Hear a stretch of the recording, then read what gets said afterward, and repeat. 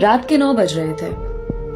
میں school office میں بیٹھا پیپر چیک کر رہا تھا جب دروازے پر دستک ہوئی.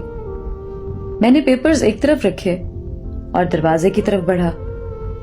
دروازہ کھولا تو سامنے ایک اجنبی تھا. بہترین لباس میں ملبوس درمیانی عمر کا وہ شخص کافی جاذب نظر تھا. مجھے دیکھتے ہی بولا, ذیشان حیدر صاحب. جی میں ہی ہوں, آپ؟ مجھے اس بات پر حیرت نہ تھی کہ وہ میرا نام جانتا تھا, کیونکہ اس چھوٹے سے قصبے میں اکثر لوگ اسکول کے تمام اساتذہ کو جانتے تھے. حیرت یہ تھی کہ اس وقت مجھ سے کیا کام پڑ گیا. سر آپ سے کچھ بات کرنی ہے. اس کا لہجہ انتہائی نرم اور شائستہ تھا. جی اندر تشریف لائیے. اندر پہنچ کر وہ میرے سامنے والی کرسی پر بیٹھ گیا. سر میری بیٹی کو ٹیوشن پڑھا دیں گے؟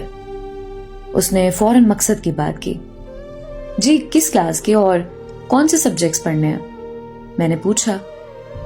سیکنڈ ایئر بایو اور کیمسٹری. ان دنوں ہاتھ کچھ تنگ تھا, اس لیے یہ موقع غنیمت جانا اور فوراً حامی بھر لی. تاہم میں اپنے اصولوں پر کچھ کمپرومائز نہیں کر سکتا تھا. جی ہاں بالکل پڑھا دوں گا, لیکن میری کچھ شرائط ہیں. جی بولیے کون سی شرائط؟ اس نے اسی شائستہ لہجے میں پوچھا. میں کسی خاص وقت کے لیے پابند نہیں ہوں گا. پہلے 3 دن ڈیمو کے ہوں گے. اگر آپ کی بیٹی مطمئن ہو جاتی ہیں تو فیس کی بات بعد میں کریں گے. چلیں جیسے آپ کو مناسب لگے. کل پھر میں اسی وقت آپ کو لینے آؤں گا. یہ کہہ کر وہ اٹھ کھڑا ہوا. میں دروازے تک اس کے ساتھ گیا. دروازہ پار کرتے ہی اس نے مڑ کر دیکھا اور گویا ہوا. اور اس وقت تکلیف دینے پر معذرت. دراصل میں دن بھر اپنے کاروبار میں مصروف ہوتا ہوں, اس لیے آپ کو وقت بھی 9 بجے کے بعد کا دینا ہوگا. کوئی مسئلہ نہیں جناب. میں مسکرایا. دوسری رات اسی وقت پر وہ شخص پہنچا. اس کی قیمتی گاڑی مختلف گلیوں اور سڑکوں سے ہوتی ہوئی آبادی سے نسبتاً دور ایک شاندار بنگلے کے سامنے جا کھڑی ہوئی. وہ مجھے بیٹھک میں بٹھا کر خود اندر چلا گیا. بیٹھک میں انتہائی قیمتی فرنیچر, قالین اور ڈیکوریشن پیس رکھے تھے. تھوڑی دیر بعد وہ ہاتھ میں ایک ٹرے لیے اندر داخل ہوا جس میں مختلف لوازمات رکھے تھے.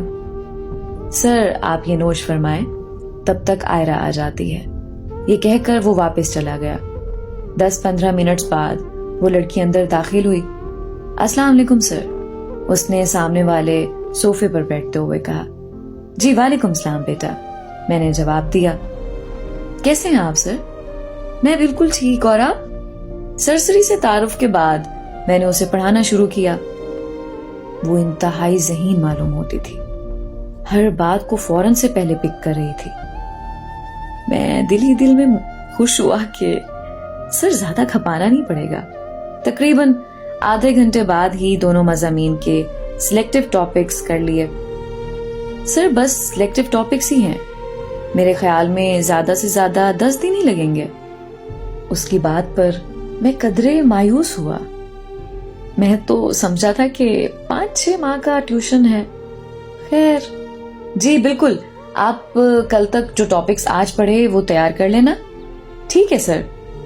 دوسری رات اس نے وہ تمام ٹاپکس اچھی طرح تیار کیے ہوئے تھے.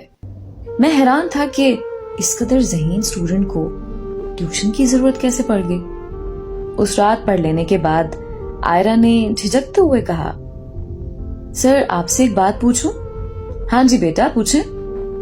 آپ جنات پر یقین رکھتے ہیں؟ اس قسم کے سوالات عموماً میرے اسٹوڈنٹس مجھ سے کرتے رہتے تھے. میرا جواب ہمیشہ ایک ہی ہوتا, نہیں بیٹا مجھے یقین نہیں ہے, کیونکہ آج تک میں نے اپنی آنکھوں سے نہیں دیکھا. میرے جواب پر اس نے حیرت سے مجھے دیکھا. آپ کچھ زیادہ ہی سائنٹیفکلی سوچتے ہیں سر. بیٹا سائنس پڑھتے اور پڑھاتے وقت جب تک آپ سائنٹیفکلی نہیں سوچیں گے تب تک ابہام کا شکار رہو گے, کانسیپٹس کلیئر نہیں کر پاؤ گے. میں نے نرمی سے جواب دیا.